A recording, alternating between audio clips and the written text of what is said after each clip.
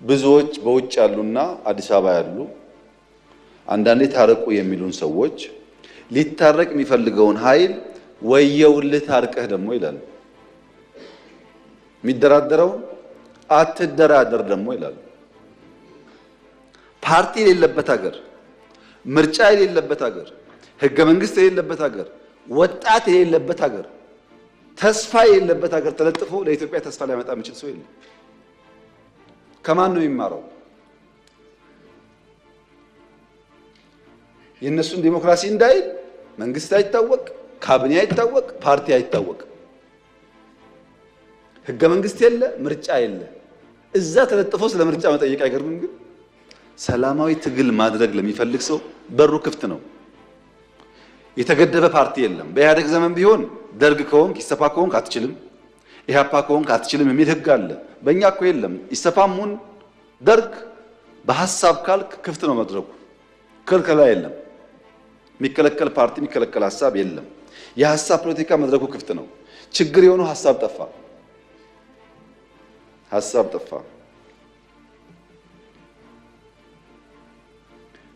ሐሳብ መጥፋቱን ለማወቅ የነዚህን ባንዳዎች ውሎ ማየት በቂ ነው።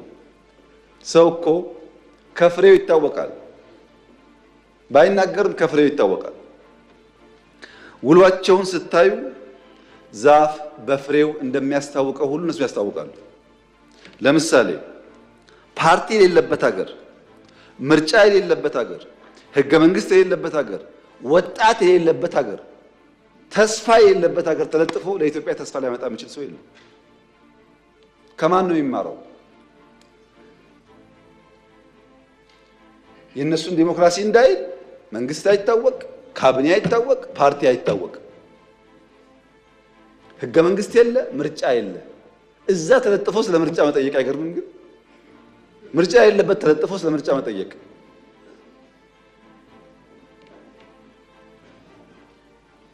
ኢትዮጵያ ሲያምርባት አይኑ የሚቀላ ህዳሴ ሲያልቅ ምን ያስፈልጋል ህዳሴ ከሰው ያጣላናል የሚል የባህር በር ጥያቄ ሲነሳ የሚሸማቀቅ የሚያፍር ደፈር ብሎ 130 ሚሊዮን ህዝብ ያስፈልገዋል ለማለት የሚተናነቀው ለኢትዮጵያ ጥቅምና ብልጽግና ከጎኗ መቆም መድከም የማይሻ የማይፈልግ ራሱን እንደ ማንጎ የሚቆጥር ግራዋ ነው። ራሱ ሲጠራ ማንጎ ይበል እንጂ ግራዋ ነው፣ መራር ነው። የኢትዮጵያ ደህንነትና ችግር የማይከፋው ከሆነ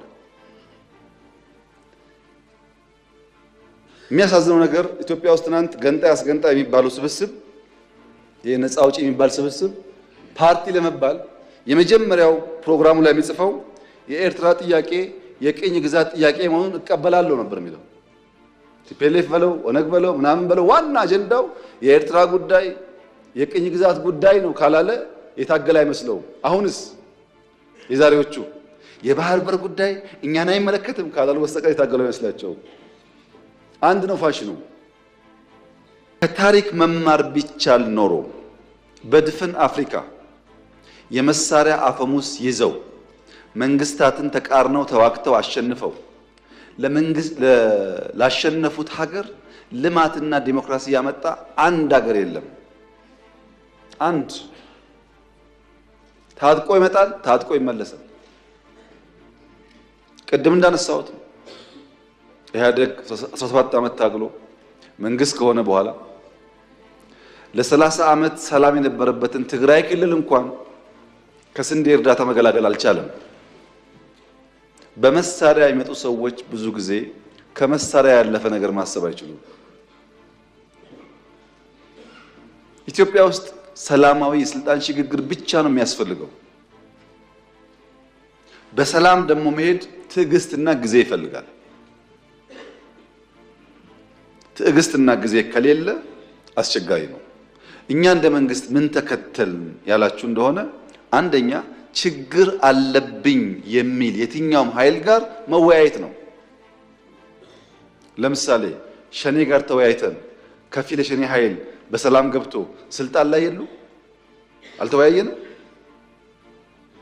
ከትግራይ ወገኖች ጋር ተወያይተን ከፊሎቹ ገብተው ስልጣን ላይ የሉ? እኔና ጌታቸው ረዳን በጋራ የሚያይ ሰው አሁን ይሄን መንግስት አይወያዩም ብሎ ቢያስብ አይገርምም?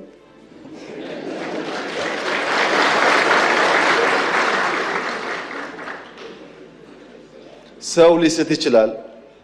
የግል ጉዳይ አይደለም። በእኔና በኤክስ በእኔና በዋይ መካከል የግል ጉዳይ አይደለም፣ የሀገር ጉዳይ ነው። በሀገር ፍላጎት እስከተግባባን ድረስ የግሉን ቸል ማለት ያስፈልጋል ብለን ስለምናምን ነው እንጂ የለም እኮ እንደዚህ አይነት ባህል። አሁን እኛ የምናደርገው ባህል እኮ አናውቀውም። ካሸነፍክ ነው። መወያየት ያስፈልጋል።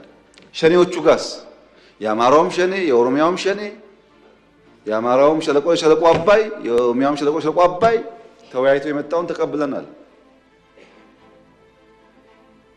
ተላላኪ ናቸው እነዚህ፣ ዓላማ የላቸውም።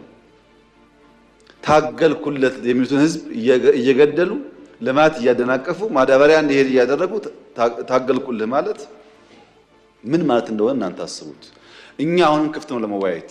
ማንም ሰው በሰላማዊ መንገድ ህግና ስርዓት አክብሮ ይመጣ ከሆነ ለመታረቅ አይደለም አብረን ለመስራት ዝግጁ ነን። አሳይተናል 2-3 ጊዜ። ገና እኮ ይሄ ለውጥ መጥቶ በማግስቱ ሁላችሁም ግቡ አይደል እንዴ ያልነው? ማን ቀረ ከዓለም?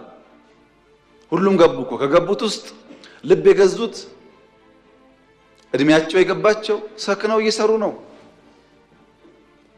ማርጀታቸውን ያላወቁና ጊዜ እንዳለፈባቸው ያልተገነዘቡስ ወደ ለመዱት ሄደዋል።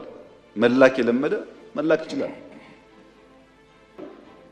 ወያያለው ላለው ከመንግስት ጋር ችግር የለም፣ እኛ ዝግጁ ነን። ብዙዎቹም እኮ ይወያያሉ። ባይዘው አሁን ሽፍታ ናቸው እንጂ ይወያያሉ፣ ይጠይቃሉ፣ ይነጋገራሉ። ሲነጋገሩ ግን የሚያሳዝነው ጉዳይ ብዙዎች በውጭ ያሉና አዲስ አበባ ያሉ አንዳንዴ ታረቁ የሚሉን ሰዎች ሊታረቅ የሚፈልገውን ኃይል ወየውልህ ታርቀህ ደግሞ ይላሉ።